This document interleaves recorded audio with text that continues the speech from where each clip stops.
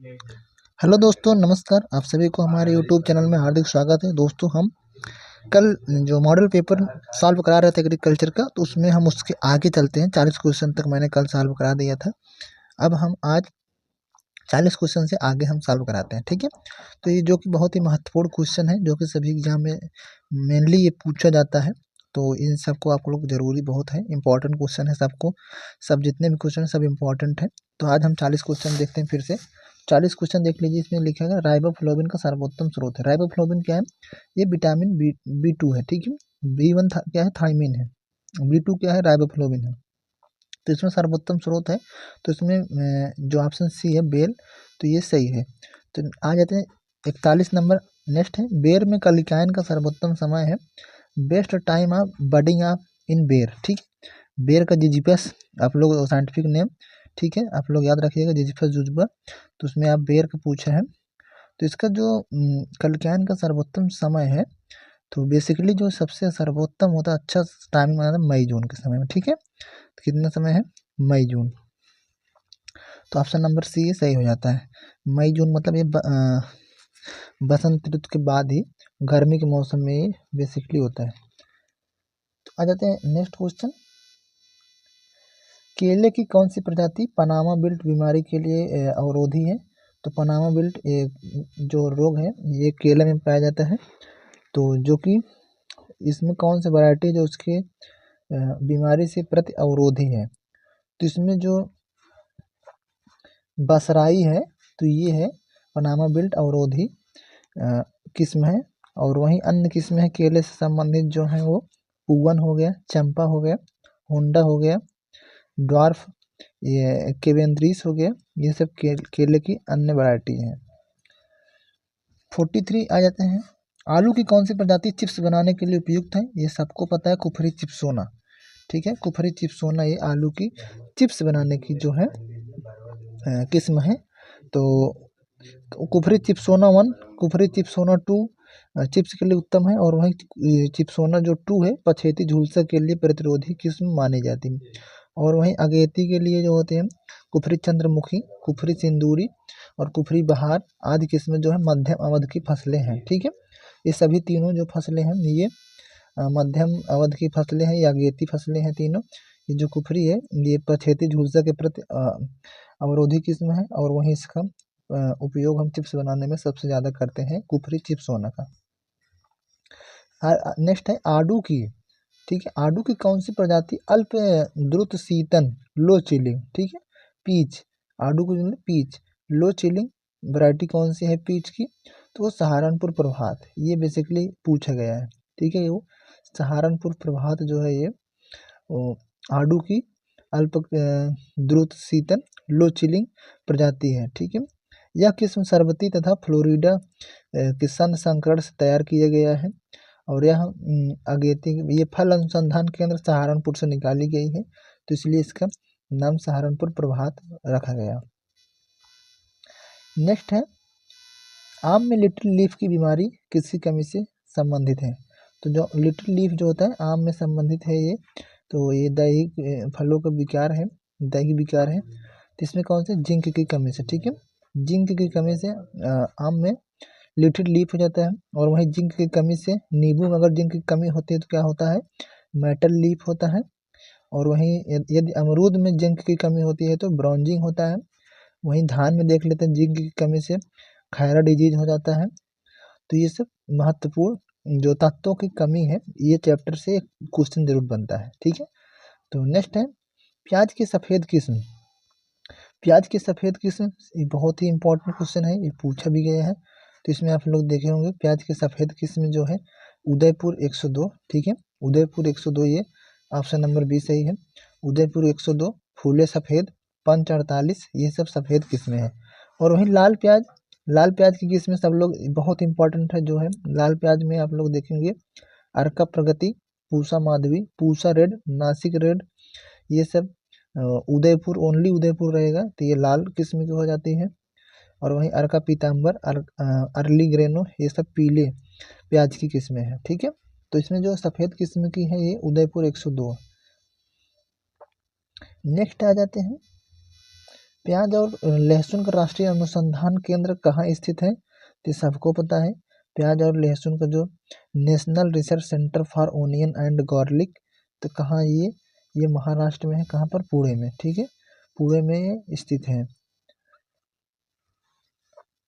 और सोलन में क्या है? सोलन में आप लोग पढ़े होंगे, ये सोलन में आप लोग पोटैटो रिसर्च इंस्टीट्यूट पढ़े होंगे, और ICR न्यू दिल्ली में है।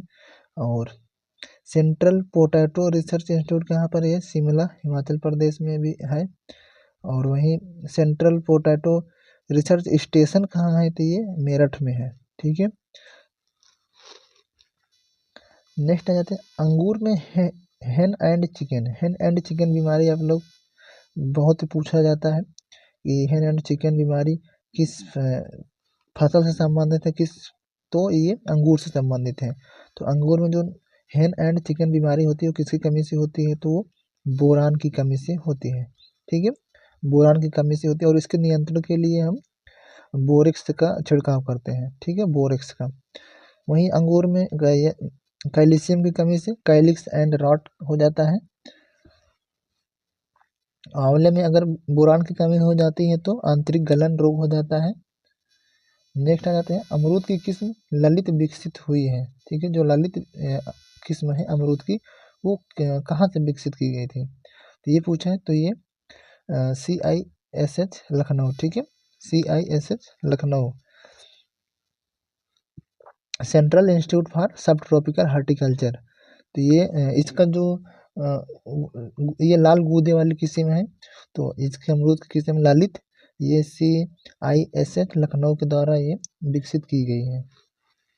और वहीं पंत प्रभात जो है अमरूद की किस्म, वो पंतनगर यूनिवर्सिटी से निकाला गया है। और वहीं अमरूद की किस्म जो हिसार सफ़ेदा है, हिसार सुरखा है, तो ये चौधरी चरण सिंह यूनिवर्सिटी हिसार से निकाला गया है। नेक्स्ट आ जाते हैं अंगूर की किस्म अर्का कृष्णा संकर है। ठीक है, ये अर्का कृष्णा किस दो किस्म का संकर है? तो अर्का कृष्णा जो अंगूर की किस्म है ये ब्लैक चंपा। ठीक है, ब्लैक चंपा, ये ऑप्शन काट दीजिए सबसे पहले। ब्लैक चंपा है, ये एक ही है, ब्लैक चंपा और थॉमसन सीडलेस। ठीक है, सीडलेस, ब्लैक चंपा और थॉमसन सीडलेस की ये दोनों का क्रॉस वैरायटी है अर्का कृष्णा, जो कि कहाँ से निकाली गई है? बेंगलुरु से निकाली गई है। ठीक है, IIHR। ठीक है, IIHR बेंगलुरु। ठीक है, Indian institute of horticulture research Bengaluru. और वहीं अर्का हंस जो है बेंगलोर ब्लू, और वहीं बेंगलोर ब्लू और अनाब शाही के द्वारा निकाला गया अर्का हंस। और वहीं अर्कावती, ब्लैक चंपा, थॉमसन सीडलेस। ठीक है, ब्लैक चंपा, थॉमसन सीडलेट, ये अर्कावती निकाली गई उससे। तो ये अंगूर की जो क्रॉस वैरायटी है ये भी बहुत इंपॉर्टेंट है। सबसे ज़्यादा वैरायटी क्रॉस वैरायटी मैंगो का पूछा जाता है। ठीक है, तो उसको आप लोग पढ़ लीजिएगा ध्यान से। नेक्स्ट है सेब की अम्बरी किस्म किस प्रदेश में सर्वाधिक लोकप्रिय है? तो जो सेब की अम्बरी किस्म है ये किस प्रदेश में सबसे ज़्यादा आप लोग सेब का उत्पादन कहाँ होता है? तो जम्मू कश्मीर। तो वहीं क्या ये वैरायटी है अम्बरी जो है जम्मू कश्मीर की है वैरायटी। जम्मू कश्मीर की घाटी के और अन्य वैरायटी कौन कौन से अम्बरी होगा? जैसे कश्मीरी हो गया, वाइट टोडेड हो गया, रेड हो गया, और ब्लड रेड हो गया। और हिमाचल का हो गया, हिमाचल प्रदेश में कौन कौन से? न्यूटन, वंडर हो गया, रेड डेलीशियस, ये हमेशा पूछा गया है, ये रेड डेलीशियस पूछा गया है। रेड और गोल्डन डेलीशियस ये सेब की वैरायटी होती है, हिमाचल प्रदेश के लिए उत्तम होती है। और वहीं विंटर बनाना किसकी किस्म है? तो ये आप लोग याद रखिएगा, विंटर बनाना हमेशा पूछा गया है, ये विंटर बनाना सेब की किस्म है। जिमीकंद का वानस्पतिक नाम है। ठीक है, जिमीकंद का वानस्पतिक नाम है, तो उसका वानस्पतिक नाम आपको बताना है। तो इसमें कौन सा है? एम्फोरफेलस कैमिनुलेटस। ठीक है, एम्फोरफेलस कैमिनुलेटस ये जिमीकंद का साइंटिफिक नेम होता है। और ये किस फैमिली से आता है? तो एरेसी। ठीक है, एरेसी फैमिली से आता है, फुटयाम इसको बोलते हैं। एम्फोरफिलस इसका साइंटिफिक नेम होता है, एम्फोरफिलस। ठीक है,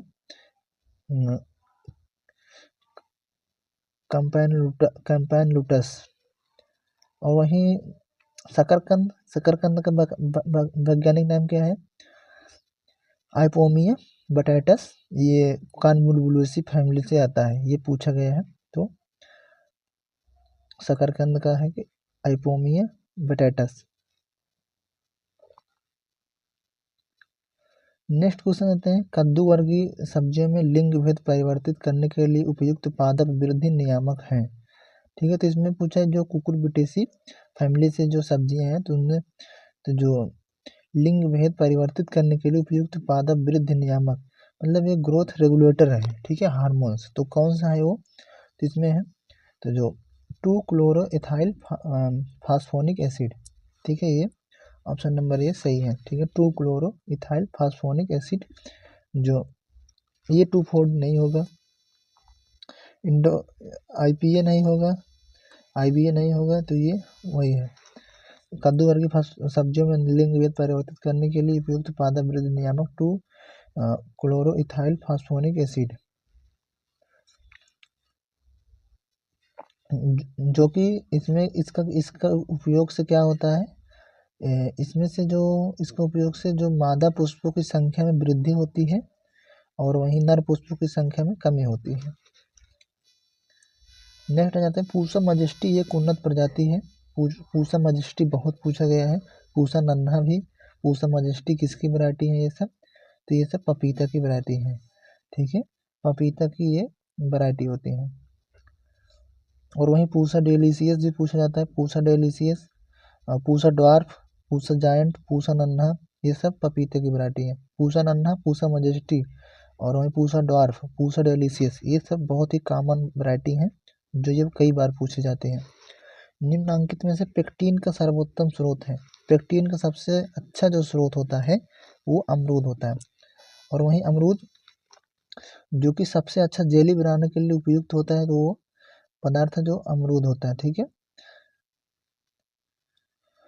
नेक्स्ट है लोकाट का वनस्पतिक नाम है। ठीक है, लोकाट का वनस्पतिक नाम क्या है? तो क्या है? इरियो बोट्राया जैपोनिका, इरियो बोट्राया जैपोनिका। ऑप्शन नंबर क्या है? डी। ठीक है, ऑप्शन नंबर डी जो लोकाट का साइंटिफिक नेम है। और वहीं सेब का माइलस प्यूमिलिया, ठीक है, ये किस फैमिली से बिलोंग करता है? ये रोजेसी फैमिली से बिलोंग करता है, रोजेसी फैमिली से ये बिलोंग करता है। इरियो बोट्राया जैपोनिका लोकाट का ये बोटेनिकल नेम है। नेक्स्ट आ जाता है, मृदा गठन का अनुमान लगाने हेतु कणों का व्यास लेते हैं। तो जो मृदा का पार्टिकल है उसको अनुमान टेक्सचर, सॉइल टेक्सचर का अनुमान लगाने के लिए जो कण का व्यास होता है कितने से कितने के बीच में लिया जाता है, तो वही पूछा है। आप लोग देखेंगे क्ले, सैंड, ये सब पूछा जाता है बहुत ही। ये सॉइल साइंस का सबसे पहला चैप्टर वही होता है और उससे हर बार क्वेश्चन बनता है। तो कितना होता है? लेस देन 2 mm से कम। ठीक है, लेस देन 2 mm से कम जो होता है वो देखे होंगे आप लोग 0.002 से रहता है 2 के बीच। इसके बीच ही वो मृदा का कण का आकार रहता है। सबसे पहले होता है क्ले, क्ले का सबसे कम रहता है, उसके बाद सैंड हो जाता है, उसके बाद आगे लोमी सॉइल आ जाता है, फिर ऐसे ही बढ़ता जाता है। तो 2 mm से कम ही सारे रहते हैं, 2 mm से ऊपर नहीं रहता है। तो मृदा का जो कण का आकार होता है वो 2 mm तक ही होता है। सबसे पहले क्ले होता है, फिर सिल्ट हो गया, फिर जो हो गया महीन बालू हो गया, मोटी बालू हो गया। तो 2 mm से कम ही सारे आकार रहते हैं, तो लेस देन 2 mm। नेक्स्ट आ जाते हैं, निम्न में से पूरा ह्यूमस किसे कहते हैं? ठीक है, पूरा ह्यूमस किसे कहते हैं? तो पूरा ह्यूमस क्या है? पूरा ह्यूमस ये होता है जिससे कि मृदा का कार्बनिक एक पदार्थ पाया जाता है, ह्यूमस। ह्यूमस जो कि मृदा का रंग डिसाइड होता है, उसमें ह्यूमस पाया जाता है। काला रंग का जो पदार्थ पाया जाता है वो मृदा में ही होता है। तो उसके जो कार्बनिक पदार्थों के सड़ने गलने से जो मृदा में कुछ जो फर्टिलाइज मतलब उर्वरक शक्ति रहती है उसे ह्यूमस बोलते हैं। तो किसमें होता है वो? जो पूरा ह्यूमस होता है किसमें पाया जाता है? तो ये केचुए के साथ का जो ह्यूमस होता है उसे पूरा ह्यूमस बोलते हैं। ठीक है, केचुए के साथ जो ह्यूमस बनता है, जो केचुए ह्यूमस को बनाते हैं, कार्बनिक पदार्थ बनाते हैं, वो पूरा ह्यूमस होते हैं। ठीक है, इसको पूरा ह्यूमस हिंदी में बोलते हैं, इसको बोलते हैं पेलियो ह्यूमस। ठीक है, पेलियो ह्यूमस इसको बोलते हैं केचुए के अर्थवार्म से। सामान्य मृदा पीएच परिसर जिसमें पादक पोषक सुलभता एवं सूक्ष्मजीव क्रियाशीलता अधिकतम होती है। तो उसमें पूछा है जो सामान्यतः मृदा का जो पीएच परिसर होता है जिसमें पौधों की वृद्धि जो होती है सबसे अच्छा होती है, और उसमें जो सूक्ष्म जीव होते हैं अधिक क्रियाशील होते हैं। तो होता है 6.5 से 7.5 के बीच जो मृदा का पीएच मान होता है वो सामान्यतः नॉर्मल पाया जाता है। ठीक है, तो नेक्स्ट क्वेश्चन आ जाते हैं। बेडरॉक के ऊपरी असंपीड़ित सामग्री को जाना जाता है। तो इसमें पूछा है जो बेडरॉक के ऊपरी असंपीड़ित सामग्री को जाना जाता है तो उसे क्या बोलते हैं? रिगोलिथ। ठीक है, रिगोलिथ बोलते हैं, रिगोलिथ। रिगोलिथ ये क्या है? मृदा परिच्छेदिका में सबसे नीचे स्थित जो शैल होता है, बेड रॉक। ठीक है, बेड रॉक वही पूछा है। बेड रॉक के ऊपरी असंपीड़ित सामग्री को क्या किसके नाम से भी जानते हैं? तो उसे बोलते हैं रिगोलिथ। और ये बेड रॉक के ऊपर जो होते हैं ए, बी और सी संस्तर मिलकर जो पूरा बनाते हैं उसे रिगोलिथ बोलते हैं। ठीक है, रिगोलिथ इसी को बोलते हैं। जो बेड रॉक के ऊपर जो भी संस्तर होते हैं पूरे का कॉमन मिलाकर होता है बनाते हैं तो उसे रिडोलिथ बोलते हैं। मृदा निर्माण के सक्रिय कारक हैं। तो मृदा निर्माण में जो एक्टिव फैक्टर होते हैं वो क्लाइमेट और बायोस्फीयर होते हैं। ठीक है, क्लाइमेट और बायोस्फीयर होते हैं ये एक्टिव फैक्टर होते हैं। ठीक है, और उसमें और पैसिव मतलब निष्क्रिय फैक्टर कौन कौन से होते हैं? जैसे उसमें हो गया पेरेंट मटेरियल हो गया मृदा में, और वहीं भूतल रूप में भूमि की आयु हो गया, ये सब इनएक्टिव फैक्टर। फसल के लिए मृदा में धीमी गति से सुलभ होने वाले के का स्रोत है। ठीक है, तो उसमें पूछा है जो फसल के लिए मृदा में धीमी गति से सुलभ होने वाले के का मतलब पोटेशियम। पोटेशियम का स्रोत कौन सा है? तो इसका हो जाएगा मिनरल के मतलब खनिज, खनिज के रूप में पाया जाता है पोटेशियम। नेक्स्ट आ जाते हैं फास्फेट का अत्यधिक स्थिरीकरण किस पीएच परिसर में होता है? तो फास्फेट का सबसे ज़्यादा स्थिरीकरण किस पीएच परिसर में होता है? तो उसका सबसे अधिक 4.5 से 5.5 का जो पीएच होता है उसमें सबसे ज़्यादा होता है फास्फेट का स्थिरीकरण। और वह नाइट्रोजन के लिए सबसे ज़्यादा 4.5 से 5 के बीच होता है। ठीक है, 4.5 से 5 के बीच में नाइट्रोजन के लिए होता है। और राइजोबियम के लिए सबसे उपयुक्त पीएच होता है 5.5 से 7 के बीच होता है। वहीं सबसे ज़्यादा एजोक्टोबैक्टर, एजोक्टोबैक्टर द्वारा जब नाइट्रोजन स्थिरीकरण होता है उसमें 7 से 7.5 पर होता है सबसे ज़्यादा। नेक्स्ट रहता है संतृप्त जल बहाव हेतु मृदा की जल पारगम्यता निम्नलिखित में से किस कारक पर निर्भर करती है? तो किस कारक पर निर्भर करती है? तो ये मृदा रंध्र के आकार और मृदा जल की मात्रा क्या है। ठीक है, तो ये मृदा जल रंध्र आकार और मृदा जल की मात्रा के निर्भर करती है। ये soil pore size and soil moisture content पर ये संतृप्त जल बहाव की पारगम्यता इसी निर्भर करती है। मृदा रंध्र का आकार जितना ज़्यादा होगा उतना ज़्यादा से ज़्यादा जल का संचरण होता है। बलुई मिट्टी में जल संचरण सबसे ज़्यादा होता है और क्ले में सबसे कम होता है। नेक्स्ट आ जाते हैं वर्मीक्यूलाइट एक एल्बुमिनो सिलिकेट मृतिका है जिसमें एल्युमिनियम और सिलिकेट का अनुपात होता है। तो वर्मीक्यूलाइट एक एल्युमिनो सिलिकेट मृतिका है जिसमें एल्युमिनियम और सिलिकेट के अनुपात बताना है। तो कितना होता है ये? 2:1 रेशियो में होता है। एल्युमिनियम का 2 भाग और सिलिकेट का 1 भाग पाया जाता है। वर्मीक्यूलाइट अत्यधिक ऋण आवेशित होता है। ठीक है, ये अत्यधिक ऋण आवेशित होता है और क्रिस्टल इकाइयों के बीच में जल अणु मैग्नीशियम आयनों के साथ मजबूती से ये अधिशोषित रहते हैं। नेक्स्ट है चलायमान तत्वों की कमी का लक्षण सर्वप्रथम पौधे के किस हिस्से में प्रदर्शित होता है? तो ये सबसे पहले जो प्रदर्शित होता है वो पुरानी पत्तियों में होता है। ठीक है, पुरानी पत्तियों में होता है। जैसे आगे चलायमान तत्व क्या है? चलायमान मतलब एक होता है मोबाइल एलिमेंट, एक होता है इमोबाइल एलिमेंट।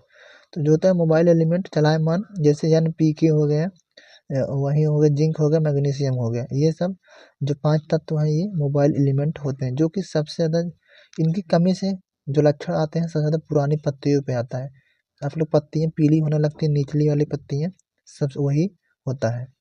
और वहीं जबकि सल्फर और ferrous, manganese, molybdenum, calcium, boron की कमी से लक्षण जो ऊपरी कलिकाएं होती हैं नई पत्तियों पर इनका असर देखने को मिलता है। NPK, ZN और Mg ये मोबाइल एलिमेंट होते हैं, इनका जो लक्षण सर्वप्रथम पुरानी पत्तियों पर देखने को मिलता है। नाइट्रोजन स्थिरीकरण करने वाले जीवों में नाइट्रोजन को स्थिर करने वाला किण्वक होता है। तो होता है कौन सा किण्वक होता है? तो N2 को स्थिरीकरण करने के लिए होता है नाइट्रोजिनस। ठीक है, नाइट्रोजिनस। तो ये कौन सा होता है? नाइट्रोजिनस। नाइट्रोजन स्थिरीकरण वाले जीवों में नाइट्रोजिनस हो गया, नाइट्रोबैक्टर हो गया, नाइट्रोजेनोमोनस हो गया, ये सब होते हैं। ठीक है, तो जो इसमें होते हैं जो किण्वक पदार्थ पाए जाते हैं वो नाइट्रोजिनस होते हैं। वहीं अमोनीकरण में क्या होते हैं? अमोनीकरण में एमिडेस हो गया, डीएमिनेस हो गया। ठीक है, ठीक है, एमिडेस और डीएमिनेस हो गया, ये एंजाइम होते हैं जो कि अमोनीकरण में होता है। मक्के के ऊतक विश्लेषण हेतु लिया जाता है। तो मक्के के ऊतक विश्लेषण हेतु लिया जाता है, तो कौन से लिया जाता है? तो जो थर्ड लीफ फ्रॉम टॉप, मतलब ऊपर से जो तीसरी पत्ती होती है उसको हम लेते हैं। ठीक है, पौधे की लंबाई कम से कम कितनी होनी चाहिए? 30 सेंटीमीटर से कम होने पर भूमि के ऊपरी के सभी भाग लेते हैं, और नर मंजरी के निकलने से पूर्व विकसित जो पत्तियां होती हैं, और वहीं सिल्क निकलने की अवस्था तक सभी पत्तियां, ये सब विश्लेषण के रूप में हम ले सकते हैं। जो ऊपरी का तीसरा पत्ती होता है उसको हम लेते हैं। FIRB method has been evolved from sowing of, मतलब FRIB जो एक विधि है, विकसित है बुआई के लिए, ये किस फसल संबंधित है? इसको FIRB को क्या बोलते हैं? Furrow irrigated raised bed. तो ये मेनली किस में होता है? ये गेहूं की फसल में होता है। ठीक है, गेहूं की फसल मतलब ये है कि आपको ये कूड़ विधि से मतलब इसमें करते हैं, जैसे हो गया सीड ड्रिल के माध्यम से गेहूं की बुआई होती है, तो इसमें ये FIRB मेथड यूज किया जाता है। सल्फोसल्फ्यूरान का प्रयोग किया जाता है। सल्फोसल्फ्यूरान का प्रयोग किया जाता है तो किसके लिए किया जाता है? ये किया जाता है किसके स्थान पर किया जाता है? तो आइसोप्रोटूरान। ठीक है, आइसोप्रोटूरान के स्थान पर ये किया जाता है। ये मेनली किस शाकनाशी के रूप में ये वीडीसाइड है? तो ये गेहूं के फेलेरिस माइनर जो गेहूंसा के लिए ये नियंत्रण के लिए इसका प्रयोग किया जाता है, सल्फोसल्फ्यूरान आइसोप्रोटूरान के स्थान पर। उत्तर प्रदेश के 7 जलवायु क्षेत्रों की संख्या, ये फिर क्वेश्चन रिपीटेड हो गया, ये बहुत बार पूछा गया है, जनरली सब जगह पूछा गया। ये क्वेश्चन 100% लिख लीजिए, ये GTM में यही क्वेश्चन सेम टू सेम आने वाला है और यही आएगा। तो उत्तर प्रदेश के 7 जलवायु क्षेत्र की संख्या 9। ठीक है, इस एग्रो क्लाइमेट जोन से कम 3 4 क्वेश्चन बनेंगे। अब यूपी जीके में भी देखने को मिलेगा और एग्रीकल्चर सब्जेक्ट में भी मिलेगा। उसमें दे देगा 9 जलवायु कौन कौन से हैं, क्षेत्र दे देगा ये किस जोन के अंतर्गत आता है। ठीक है, इसको जरूर पढ़िएगा। तो वहीं जो ICR के थ्रू है वो 131 है टोटल भारत में, और भारत में कितने जलवायु क्षेत्र हैं? 15 टोटल, नॉर्मली यूपी में 9 है। भारतवर्ष में बंजर भूमि की लगभग कुल क्षेत्रफल है। ठीक है, भारतवर्ष में बंजर भूमि के लगभग कुल क्षेत्रफल कितना है तो ये बताना है। तो कितना है ये? 175 मिलियन हेक्टेयर। ठीक है, 175 मिलियन हेक्टेयर ये भारत में कुल बंजर भूमि है। और टोटल भौगोलिक क्षेत्रफल कितना है? 328 मिलियन हेक्टेयर। ठीक है, 328, ये 329 मिलियन हेक्टेयर ये टोटल है, और वहीं 175 जो है ये बंजर भूमि है। Golden rice is rich in, मतलब गोल्डन राइस में सबसे अधिक क्या पाया जाता है? ये बहुत बार पूछा गया है ये। ये आनुवांशिक रूपांतरित धान है, इसमें बीटा कैरोटीन की मात्रा ज़्यादा कर दी गई है। तो विटामिन ए, ठीक है, विटामिन ए। नूरिन 10 जीन द्वारा बहुनक किसने पैदा किया गया? नूरिन 10 डीबी जीन किससे है? धान से संबंधित है। नूरिन 10 क्या है? डॉर्फ वैरायटी के लिए है, ये गेहूं से संबंधित है, ठीक है। नूरिन 10 ये गेहूं के डॉर्फ वैरायटी, और ये अलग से जीन है बौनी किस्म के लिए। वहीं डॉक्टर नॉर्मन बोरलॉग ने इसी जीन का प्रयोग करके 1961-62 में अन्य प्रजातियों हेतु विकसित की थी। इसके लिए इन्हें नोबेल पुरस्कार दिया गया था। नेक्स्ट क्वेश्चन, आलू की फसल के खेत में मेड़ी चढ़ाते समय कद्दू वर्गीय फसलों की बुआई कहलाती है, ठीक है। तो क्या कौन सी फसल कहलाती है? रिले क्रॉप कहलाती है, रिले क्रॉप, ठीक है। रिले क्रॉप क्या है? जब वर्तमान में फसल करने से पहले खड़ी फसल में ही अगली फसल की बुआई कर देते हैं, उसे क्या बोलते हैं? रिले क्रॉपिंग बोलते हैं। बुशेनिंग प्रक्रिया की जाती है, बुशेनिंग, ठीक है। बुशेनिंग किसमें की जाती है? तो ये प्रक्रिया किसमें? धान से संबंधित है, धान। बुशेनिंग प्रक्रिया क्या है? इस विधि में रोपाई से 30-35 दिन बाद क्रॉस जुताई करते हैं। इससे ये क्रिया से खरपतवार नष्ट हो जाते हैं और कल्ले ज़्यादा मात्रा में निकलते हैं। तो ये क्या होती है? बुशेनिंग। ये धान में की जाती है। सम्राट एक कम अवधि की प्रजाति है। सम्राट किसकी प्रजाति है? तो ये मूंग की है, ठीक है, मूंग की सम्राट। और अन्य मूंग की कौन कौन सी अन्य प्रजातियां हैं? वर्षा हो गया, मोहिनी हो गया, पंत मूंग हो गया, वहीं जवाहर मूंग हो गया, ये सब हो गए मूंग की अन्य प्रजातियां। और वहीं उर्द की कृष्णा, नवीन, उज्जैन, ये सब उर्द की अन्य किस्में हैं। सम्राट मूंग की है। गेहूं में सिंचाई के लिए सबसे क्रांतिक अवस्था cry, CRI, crown root initiation as, सबसे ये वेरी इंपॉर्टेंट है, ताजा मूल आते समय। मक्के का कंचन प्रजाति पकती है, मक्के की जो कंचन प्रजाति है तो पकती है कितने दिनों में? तो ये 75 से 80 दिन, ठीक है, 75 से 80 दिन में पक जाती है। इसकी उपज कितनी? 35 से 40 कुंटल पर हेक्टेयर। अन्य संकुल किस्में कौन कौन सी हैं? अंबर हो गया, किसान हो गया, विक्रम हो गया, जवाहर हो गया, विजय, प्रताप, लक्ष्मी, ये सब मक्के की अन्य प्रजाति है। नेक्स्ट लास्ट क्वेश्चन है, हेलिकोबार्बा आर्मीजेरा चना फसल की किस अवस्था को नुकसान पहुंचाता है? हेलिकोबार्बा आर्मीजेरा ये क्या है? ये आप लोग बहुत नाम सुने होंगे, ये फली बेधक कीट है, ठीक है, ये फली बेधक कीट होता है।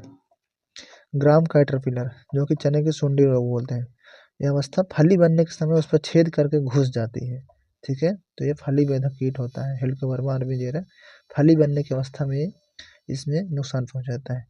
तो इस प्रकार से ये 80 क्वेश्चन कंप्लीट हुए। 40 क्वेश्चन मैंने इसके पहले वाले मॉडल पेपर में कराया प्रैक्टिस, इसमें 40 क्वेश्चन, टोटल 80 क्वेश्चन। तो इस प्रकार से मैंने 4 वीडियो हो चुके हैं इसमें प्रैक्टिस सेट, अभी आगे भी आएगा 40-40 का हम लोग करते रहेंगे, जो कि बहुत ही इंपॉर्टेंट क्वेश्चन है, जो कि नॉर्मली आने वाले एग्जाम में, जैसे AGTA का एग्जाम बहुत जल्द होने वाला है, आप लोग देख सकते हैं AGTA के लिए, ठीक है। और वहीं आप लोग अप्रैल में देखने को मिल जाएगा, अप्रैल में आपका MP RAE AU, ठीक है, RAE AU। और वहीं अप्रैल में आप लोग देखे होंगे UP PGT TGT एग्रीकल्चर का एग्जाम लगा है। फिर उसके बाद आगे बिहार एग्रीकल्चर कोऑर्डिनेटर का भी अभी आने वाला है, लेकिन MP का कंफर्म है ये, और AGTA हो गया, और MP वहीं PGT का। इन सब में ये क्वेश्चन बहुत ही इम्पोर्टेंट है। और वहीं आपके लिए UP PSC की तरफ से LT की वैकेंसी आने वाली है, जिसमें एग्रीकल्चर सब्जेक्ट आने वाला है। तो आप लोग ये पढ़ते रहिए इन सब्जेक्टों को, इन्हीं में से क्वेश्चन पूरा आप लोग को देखने को मिलेगा, ठीक है। तो मिलते हैं नए वीडियो में, तब तक अपना मस्त रहिए, पढ़ते रहिए, और उसके बाद मिलते हैं। और वीडियो को लाइक कर दीजिएगा और अन्य दोस्तों तक शेयर कर दीजिएगा। यदि आप इस चैनल पर नए हो तो चैनल को सब्सक्राइब कर लीजिएगा।